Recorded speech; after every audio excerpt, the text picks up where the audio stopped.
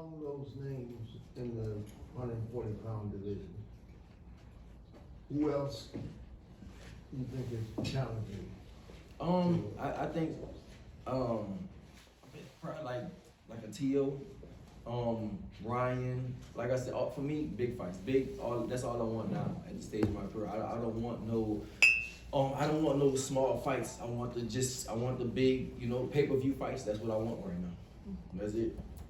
Going to the Bay Area is an interesting choice of venue. It's not an area that does a lot of boxing. What do you like about the selection of that as a staging for the fight, new fans, exposing new people? It's a lot of money that lives in San Francisco.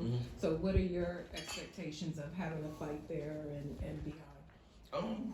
I mean, it's no expectation. I think it's gonna do well. It already sold, what I understand, like over 9,000 tickets already, like the first week. So I think it'll do well, but I have no expectation. I mean, I just want it to be a big fight, big event. This is, I feel like right now we're getting in the stage of the big fight, making the big fights, and this is one of those big fights.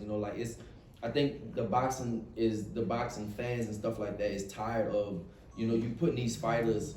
You keep putting fighters against fighters that they know they're gonna win. Right now we need to have these fights that you don't know. You don't know which side is gonna win. So, going back to your question, like the Bay Area, I have no expectation. I'm just ready to go, and as long as it's packed, I'm happy with it. Was yesterday your first time being face to face with Devin? As far as press conference, yeah, I've been around him a bunch of times. But as far as fighting wise, yeah. Were you able to sort of physically size him up? Because he's big. Yeah, right. I'm surprised he made 135 as long as he did. Right. It's like a welterweight. Yeah, for me that don't matter. It's the size. Size don't win fights. So I don't worry about that. Yeah, he has a little size, but at the same time, Do you expect him to be stronger and more durable than he has in the past, weighing in at 140? Maybe. We'll see. Maybe. For me, I wanna. I expect him to be stronger. I expect him to be bigger. I expect him to be stronger. But I could be surprised. I'd rather be surprised the other way instead of basically, I'd rather be surprised and say, oh shit, he not as tough and hard as he hit than I think he is. So for me, in my mind, I'm going and thinking he is going to be bigger. He is going to be strong, and that's what I'm training for: a bigger and stronger Haney. After your last fight, you put out a video of you making weight, or the weight cut. I didn't understand what was going on, but you're in a bathtub. Right. It's like a sweating process. Right. Has it become a struggle for you to make 140 pounds? It's actually getting easier. It's always gonna be tough to make weight. If you're making weight, it's always gonna be tough to make weight. But it's getting easier.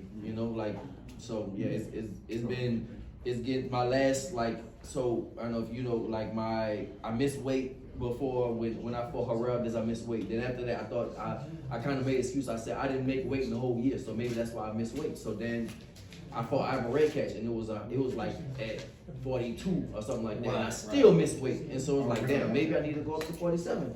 And so then I said, you know what I need to do? I need to hire a nutritionist, and I did that. And I started. Now with the nutrition, I started making weight his way, and it's been easier and easier. And so the last time in New Orleans, it was actually easier than I've been working on 3 fights now, so it was actually easier than the first 2.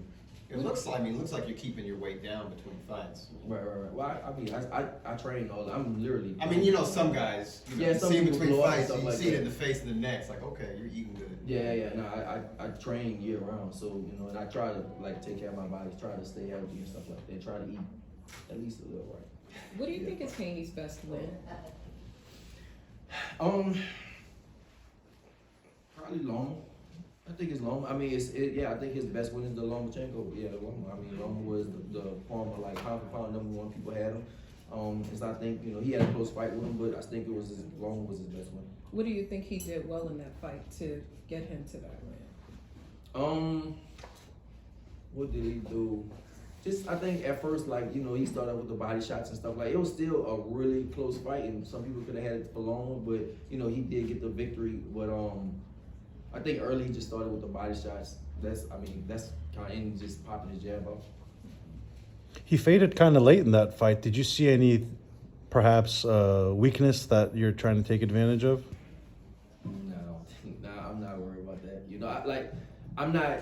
like I can't for this fight. I'm expecting Haney to be really strong, really fast. You know, he's gonna work on all that. So I don't want to have that in my mind. Oh, he's gonna be weak, or he's gonna be this, he's gonna fade. No, I want 12 rounds of a strong Haney. That's what I'm focused on. So I can't really look at his past fights because, you know, the past fights is not gonna be the same as this fight. You think he's going to give you a tougher fight than Josh Taylor? I don't know. We'll see. I can't see it, but we'll see. We'll see if it happens. Yeah. By you being world champion and you're fighting in his home turf, Mhm. would you have preferred to fight in your hometown? No. I'd rather not fight in my hometown. I mean, you being in a position as world champion. right. But You I could have don't. made that choice, couldn't you? I'm pretty sure I could have, but my last fight was in New Orleans. And I don't want to fight in New Orleans. Like for this fight, I wouldn't want to fight in New Orleans. So it's cool. Like wherever the fight is big at, that's why. At first it was supposed to be like in Vegas, and so then all the venues was taken up for Vegas. So that's why I wasn't there. But for me, California is cool. It's like I won my second world title in California, and I feel like this is gonna be an outstanding performance from California. It's just something about California I do good at, and I train here. I used to live here, so I'm cool with it being in the Bay Area. How often are you in the Bay Area?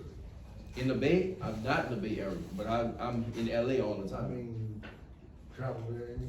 Nope, never been. First Okay. time. First time being, yeah. But I'm pretty sure I know I got a lot of people from New Orleans coming, a lot of people from Houston coming, and I have my stomping grounds here in LA. I used to live in LA, so I got a lot of people from LA coming. So I'm not gonna say I'm gonna have more people than him, but I'm pretty sure I'm gonna have a lot of people there too. So for me, bro, I'm not worried about no Bay Area, nothing like that. I'm just let him worry about that. I'm worried about the fight.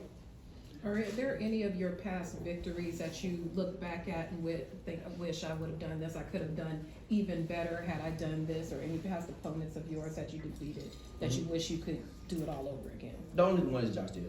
That's all. The only one is Josh Taylor and stuff like that. It really the last fight with the Zorilla. I could have definitely did more things different, but it's past and now it's working for me. Now it's working towards the future, and I've been working out here. Like I've been in training camp already 2 months. I literally the first date was originally planned for I think October 28th.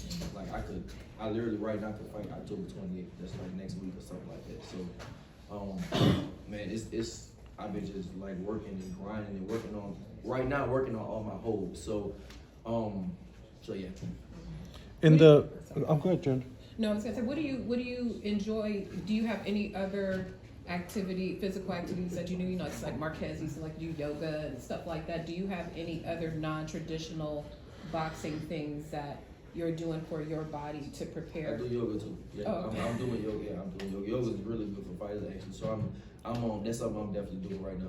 I've been doing yoga since I've been out here in California. Was the quiet hard for you? A lot of people say when they do yoga, it's hard to get into the whole mind and the meditation because it's so quiet. It's just you versus the mat. Right. Was that a challenge for you? Not first really started? now. So we do it right after we do yoga right after we run. So after that, you really want to be quiet. Like we do a long run, and then after that we go right to the gym and do yoga. So it's not hard to do that. And in 2019, when you were a part of the World Boxing Super Series, world titleist, you lost to Taylor. And then the years after, it was kind of just some stay busy fights, a little bit of inactivity. If you could redo one thing over the last 4 or 5 years, what would you do differently to perhaps put you in a better position now? Well, I mean, I feel like I'm in a good position now. Honestly, I feel like I'm in a really good position right now. So I wouldn't do nothing. Yeah, I mean, all that stuff is prepared me for now. All the waiting and all that frustration. I told people I'm gonna be a 2-time world champion, and everybody would say, "Oh, you stupid!" Because right after the Josh Taylor fight, I was supposed to fight Maurice Hooker, and that was at first the weight was at 143 or something catchweight 143, and then the fight got scratched because of COVID. And then after that, we revisited, and he was like, he ate and something like that. He can't do that. He had to do 147. So I was like, I'm not going to 47. I'm telling you, I'm going to be a world champion again. I know I'm going to be a 2-time world champion. Nobody couldn't understand that, but I'm telling you, I'm going to be a 2-time world champion. And so everybody, oh, you stupid. It was good money and stuff. Oh, you shouldn't do that. You should go ahead and fight Maurice. I'm like, I'm not going to I'm telling you, I'm not going to 47 because I'm going to be a world champion again. And so, you know, I stuck to my word, and I grinded, and I became a 2-time world champion. So I wouldn't take none of that stuff back because I'm where I'm at right now because I stuck to my own goals. You know, nobody can't, like, the thing is, nobody can't see your vision except you. Nobody can see your vision. And I saw my own vision. I knew I was going to be a 2-time world champion, and it happened, and I'm a 2-time world champion right now. And if you look at, even like Josh Taylor, you look at Regis Prograis, where they at right now? I don't know, but look where I'm at right now. I'm about to fight a pay-per-view fight against Devin Haney, and I'm going to whoop Devin Haney's ass. And I'm going to be, you know, pound for pound, I'm going to be top. And nobody can, and all that came from my decision to stick to my guns and say, oh, I'm going to do this. Nobody's going to tell me what I'm going to do. I know what I'm going to do. I have my own goals, and that's what I did. Mm-hmm. Even going to the zone, I mean, there was a lot of like, hey, what's he doing when all the talent belongs with the other networks? Did you Right. have any inside information that things were going to crumble as they have, I or didn't. that the pieces are falling into place? Man, it's just like something, like I got a fairy angel or something on my shoulder, you know, just telling me what's the right decision. When, you know, so like I had the top rank deal and I had the matchroom deal on the table, and man, back and forth, I went from this, as my wife, I went back and forth. Every day I'd be like, I'm going with top rank. Let's just call it top rank, I'm gonna go with them. Then at nighttime, I wake up the next day, it's matchroom, top rank, matchroom. It was like this every single day. And you know, maybe Eddie was full of shit, which he is full of shit a lot of times, but you know, Eddie told me, he met me in Houston, and Eddie told me, he was like, listen, what we're gonna do, the matchroom plan is we're gonna get you a homecoming fight. Then after that, you're gonna fight Haney, or a big fight, Haney or Ryan Garcia. Now at the time, Haney was with ESPN, so he probably could have been full of shit, he don't know, but it came true, you know, it really came true. Like, he literally said Haney. That was the first thing he said, you get a big fight with Haney or like a Ryan or something like that, we're gonna get you a big fight.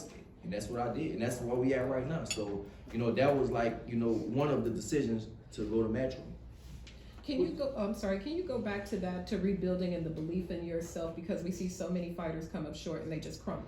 Right. And like you mentioned, Maurice Hooker, Josh Taylor, we don't know where they are. So what were you doing for yourself to kind of reaffirm that I'm going to be a champion again? Because you haven't crumbled, because here you are. Right, I went, like, I bought a big ass house in Texas, and I have my own gym. So I literally train every day. Every night, I'm in the gym every night. So I know what I'm doing, and I know these people aren't doing the same thing I'm doing. I'm training. I go to the gym in the daytime. I go downtown in the daytime. At nighttime, I'm in my gym, like grinding by myself. No music, no nothing. Literally, like I said, my wife right here, grinding every night by myself, and just grinding. I know, like, I'm gonna be a world champion again. That was just my belief, and I knew it was gonna happen. Like, if I put the hard work in like this, it's gonna happen, and that's exactly what came true. Are you a Kobe Bryant guy? Because he used to do that. Of course, definitely a Kobe Bryant fan for sure. I grew up on Kobe, so yeah, for sure. Regis, can I get your thoughts real quick? Obviously, you know, Devin Haney had a tough fight against Lomachenko. Mhm. Did you see, you know, Devin beat out Lomachenko that night? I thought it was close, man. I thought it could have went to Loma, but at the same time, Devin was the champion. You got to beat the champion. So did Loma beat the champion? Probably not. But if it was just a Devin Haney versus Lomachenko, Loma could have got it. But if it was a champion versus a challenger, you got to keep it. I think you got to leave it to the champion. Is there anything you can take away from that fight? You know, obviously he had a tough fight against Lomachenko, same thing with Harris, that you can apply to your pay-per-view about. For me, like I said, I think Haney is gonna close his holes. You know, I'm gonna close my holes. He's gonna close his holes. So he's gonna close. We gonna both close our holes. So, you know, if things happen, then they happen. If things work, then they work. And if not, like, I'm not banking on that. I'm not banking on a Lomachenko fight. You know, I'm banking on my fight with him. If you're able to get past Haney, obviously a tough matchup. You always want to get that rematch with Josh Taylor. You know, in my opinion, I thought it was close. It could have gone either way. But is that still, you know, something that you need to get done at some point? It's something I definitely want, for sure. It's definitely something I want. But is he gonna stay at 47 or 47? Or it depends. But I feel like it's just way more out there right now. Like I said, I want the big fights. I do, and it's way bigger fights out there than like a Josh Taylor rematch. Yeah, personally, I want it. But business wise, it's bigger fights. So, you know, we'll see. After the Haney, then, you know, we'll see what's on the table. And he mentioned that the winner, you know, he would like to get Ryan Garcia. Is that a bigger matchup to make Of course, definitely. Yeah, way bigger than Josh Taylor too. I mean, you know, it'll be cool to fight Josh Taylor, but like Ryan Garcia is way big, just way bigger. Do you consider Ryan Garcia a legit guy at 140? You know, because now he's a little anti, you know, social media. In the beginning, it was like, okay, the misfits boxing, you know, taking over boxing in a sense. But now there's a lot of backlash. What are your thoughts on that? What is he a real guy? Is he like legit champion, or is he more? He's not a champion. He's never been a champion, so you can't say a legit champion. He's never had a belt. You know, of course, everybody say, "Oh, the belts don't matter when they don't have them," but as soon as they get one, they start crying on TV and shit like that. So yeah, people say, "Oh, the belts don't matter." Well, you get one, I want to be a world champion forever. You know, so yeah, people full of shit. But we'll see. We'll see what happens. Can you hear your thoughts real quick? A lot of people don't give Terrence Crawford a lot of credit for getting on Spence. You know, you pretty much fought the same guy he fought.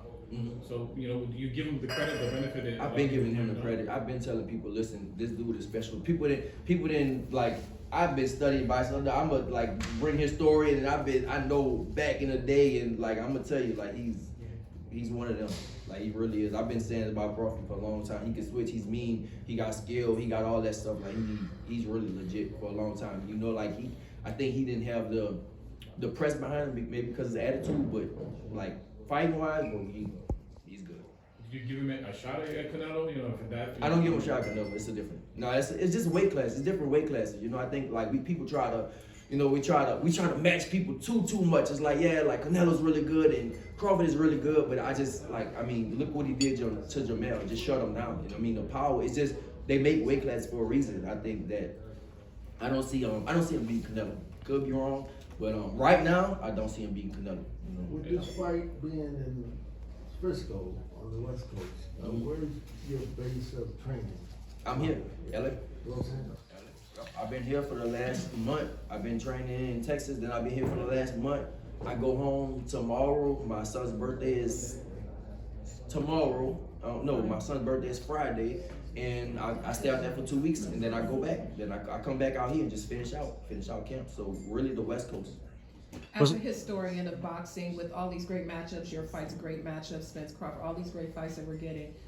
If Prograis, the promoter, can put his hat on, what matchups do we still need to get that haven't occurred already? I think you need Shakur and Tank, for sure. You definitely need Shakur and Tank. Let me see. I think you need like Jamal, like Charlo, and like a Canelo, Benavidez and Canelo. You need like a. I think I still want to see Jamel Charlo versus Terrence Crawford. Still want to see that. I want to see Crawford versus Spence at 154. I want to see Ryan versus me. I want to see Teal versus me. And that's pretty much, yeah, that's pretty much How do you see your Jamal Canelo? I'm biased, bro. I grew up with Jamal, so I gotta go with Jamal. You know, I definitely go with Jamal. I was biased with Jamel too, but he was too much with Jamel. But Jamal is the bigger one, so I would, you know, once he gets mentally focused, once he gets mentally right, I think, you know, he's been out of the ring for 2 years and stuff like that, so he hasn't. But yeah, I think once he gets focused, he'll be better, and I think he give him a run for his money. With Speaking of that defeat, that defeat that you mentioned that Devin had on his record, there was also rumors that Chavez, the legend himself, had one of those losses deleted from his record. We don't know if it's true or not, but I saw that. Yeah. Yeah. How did that come about, or if you want to touch on it? Just heard about it. I heard about it, and then I heard it was actually true. That's it. So of course I bring it up. Like people try to hide these things and stuff like that. But I heard about people. Somebody told me. And then somebody credible, I put it on Twitter, and then somebody credible actually texted me like, it is true. It's actually true that he really got that removed and stuff. So, it's Mexico. You can do all kinds of shit out there. So that's what I heard. He did it. Is it true or not? With Devin and Bill, man, they shifty. So they some shifty characters. So it's possible that they did that. Listen, it worked. It worked for him. He maneuvered his way, and I mean I heard all kinds of stuff about them, but Is it true? I don't know, but I believe it could be true. With them, it could be true. How was it, you know, just that environment, being at the press conference, at the Chase Center, obviously his hometown in a sense, Oakland? It was cool. I mean, it was cool. I don't get pressured by none of that stuff. It was cool. I let my coach fuss. They fussed it out, and that's cool. I'm not worried about that. How was that face-off? I mean, we saw the size advantage that, you know, he could be, you know, fighting at 147 today, but. I mean, it's nothing, bro. Like I said, we can't do nothing right now. It's just like we gotta fight. We gotta fight on December 9th. So all this back and forth talk, that's let them have it. Do you give them credit for coming up to 140 and taking you right from the get-go? I think that they looked at my last performance for sure. You know, if I would have blasted Zorilla in 1 or 2 rounds, they would be like, hell no, I'm not fucking with him. But since my performance was kind of shaky against him, they was like, all right, he'll be next. I'm sure you see yourself as the best 140-pounder. Who would you rank second, third, and so forth? I think Tio is probably second, and third, Matias seems kind of good too. Mm-hmm. Yeah, Matias seems kind of good. Not a lot of people talk about him. Why do you think that is? I think They don't want those problems. Yeah, people probably like, damn, stay away from him. You know, they probably like, it looked like he kind of a tough fight and stuff. Like people probably like, oh, he might not. You know, they'll probably leave him alone. Then he's not a big fight either. That's the thing. People don't really know him and stuff like that. So if people want big fights, they like, you know, I'll stay away from him because it's not a big money fight. Mm-hmm. And with this camp, you brought in new coach Julian Chua, which is why you're in Los Angeles.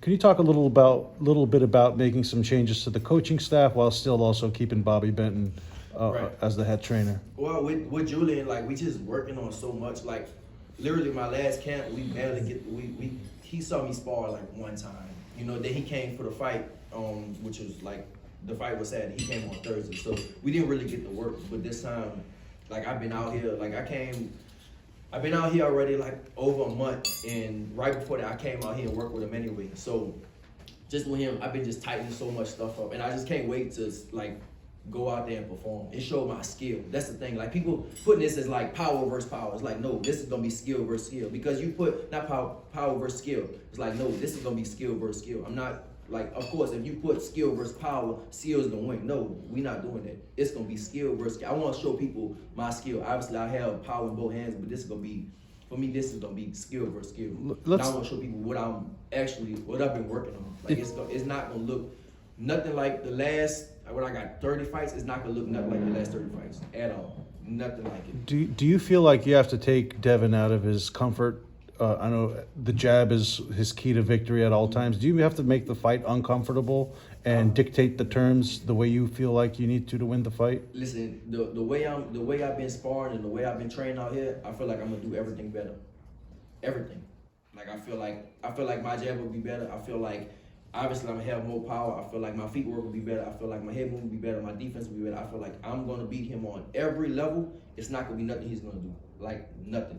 Just how. And I'm not being cocky or nothing like that. It's just really confident because of what I've been working on. Like I said, I've been sacrificing. I came out here and I've been working my ass off on just closing all my holes up. And of course, I know I had a lot of holes. Like for me, I got to the top just by fighting. You know, people don't know my story. I literally became a 2-time world champion just by fighting. That's it. Like I didn't box. I never really boxed nobody. I just fought everybody. You know, so. Because that's how I came up. I started boxing late when I was 17 years old, so I didn't box. I just fought everybody. I was strong. I'm durable. I have a chin, and I can punch hard, and that's how I got to the top. But now, out here, I'm closing up holes. I'm boxing. I'm using skill. So that's how I'm feeling. And last one for me, you said on Twitter you got into a car accident the other day. Is everything okay? Yeah, it's cool. Now somebody ran in the back of me real. I got a fucking strong ass car. I got a G-Wagon, so it's like a fucking tank. So I got a little scuff, but it's cool. The other dude car was fucking folded, but mine cool. I'm good. Just physically good? That's good. Physically good. Yeah. You've accomplished quite a bit and garnered a lot of respect from boxing journalists and fans. How much longer do you feel like you want to stay at 140? I feel like I stay at 140 the rest of my career. I don't feel like I need to go up to 140. And obviously, money is a big motivator, but I'm making the weight easier and easier. Like I said, my last time, you know, I don't want to tell people too much, but like how I make the weight, but it was just way easier. It was just like, weight is, when you cut weight, it's always gonna be tough. It's always gonna be tough.